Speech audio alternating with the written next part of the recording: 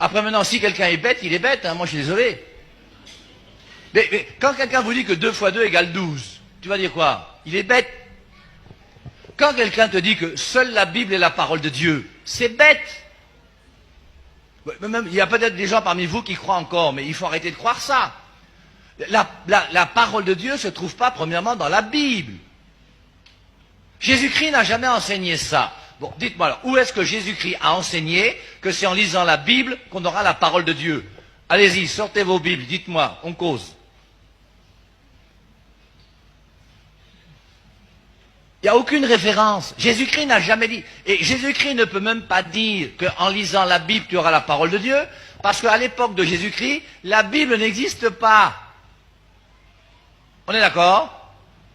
Quand Jésus-Christ parle à Jean et qu'il lui dit « Viens, suis-moi », Jean avait écrit son évangile, Jean va écrire l'Apocalypse, Paul avait écrit ses épîtres, Paul n'était même pas encore converti, il n'y avait pas les épîtres de Paul, il n'y avait pas le Nouveau Testament, il n'y avait pas Matthieu, Marc, Luc et Jean, il n'y avait que l'Ancien Testament.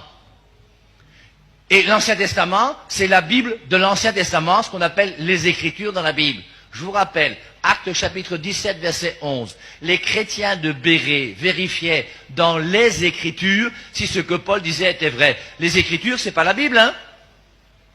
C'est comme ça qu'on vous trompe. Allez vérifier dans les Écritures. Mais la Bible est née en 397.